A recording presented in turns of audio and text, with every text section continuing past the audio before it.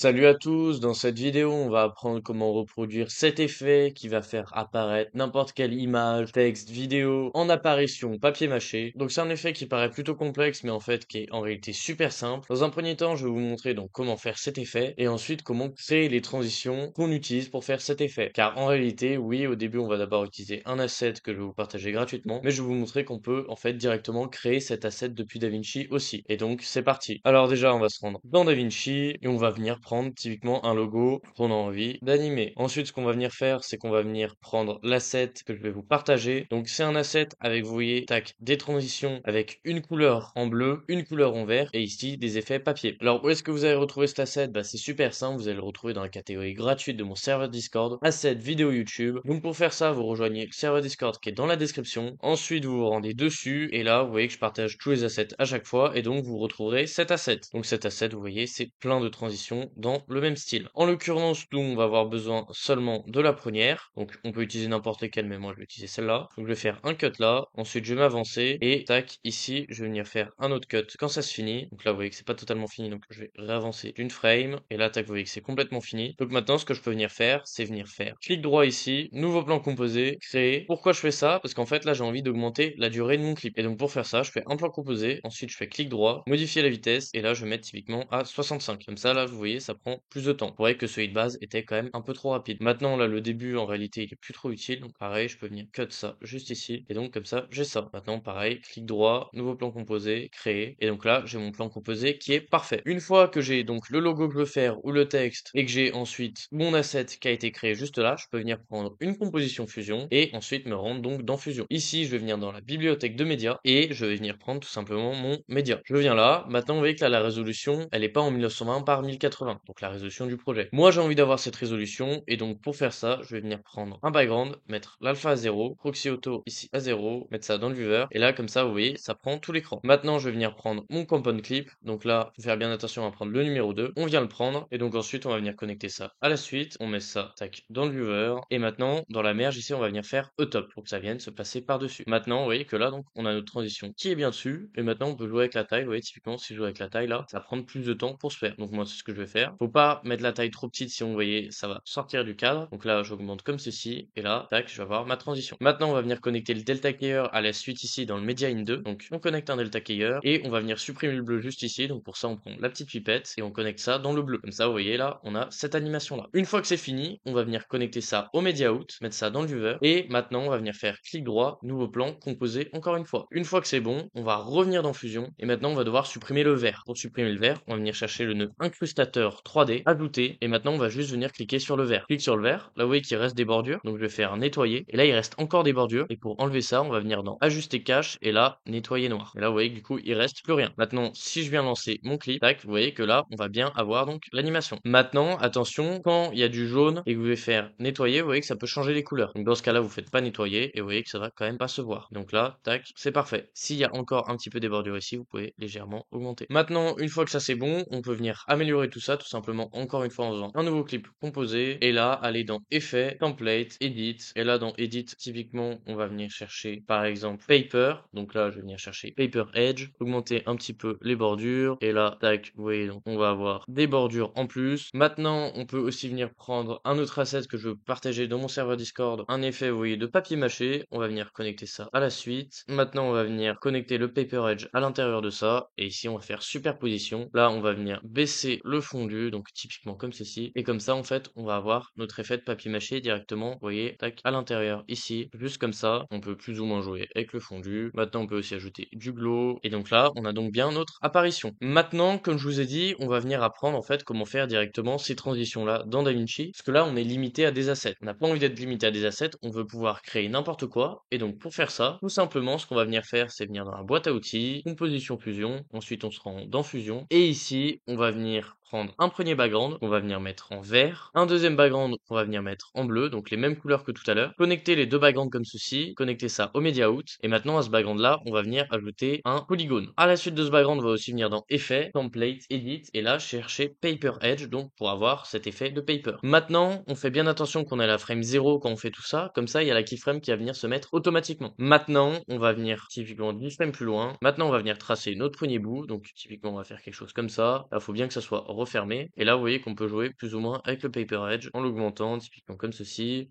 On peut jouer avec le contraste, on peut jouer avec beaucoup de choses, roughness aussi. Maintenant, on va se rendre à la frame 10, et à la frame 10, on va venir donc, tac, venir faire un nouveau tracé, typiquement comme ceci. Et là, vous voyez, du coup, ça va venir augmenter. Maintenant, ça fait pas cet effet un peu de lag comme dans les autres animations, mais ça, on va le voir juste après. Maintenant, je vais me rendre à la frame 20, et typiquement à la frame 20, j'ai envie d'avoir quelque chose comme ceci. Là, vous voyez que moi, le Paper Edge, je trouve qu'en fin de compte, il est peut-être un peu trop fort. Donc, je vais venir le mettre comme ça, et là, voilà, plus comme ceci. Maintenant, frame 30, là, frame 45, on va venir typiquement là. Donc là, vraiment, je fais aléatoirement, vous pouvez vraiment créer tout ce que vous voulez. D'ailleurs, vous pouvez faire avec plusieurs polygones et plusieurs backgrounds. Là, moi, je fais qu'avec un seul. Et ensuite, ici, on va dire qu'on va tout refermer. Donc là et là. Et donc, l'animation que ça va nous faire, c'est, voilà, étape par étape, quelque chose comme ceci. Bon, là, juste, vous voyez que ici, il est pas bien refermé, donc je vais venir là, le refermer. Et donc, voilà. Maintenant, on veut donner cet effet de lag, et pour faire ça, on va venir tout à la fin et ajouter le nœud image par image. On ajoute, et maintenant, une fois qu'on a image par image, là, on peut mettre ça à 10, typiquement. Et là, tac, tac, tac, tac, tac, vous voyez qu'on va avoir le même effet. Maintenant, pareil, en réalité, on peut venir le faire commencer ici à 0, comme ça, on voit pas du tout le commencement. Et comme ça, là, on a tout. Maintenant, une fois que ça c'est fait, ce qu'on peut venir faire, c'est venir ici, clic droit, nouveau plan composé, et maintenant, on va venir faire exporter le plan. Ici, on va faire MP4,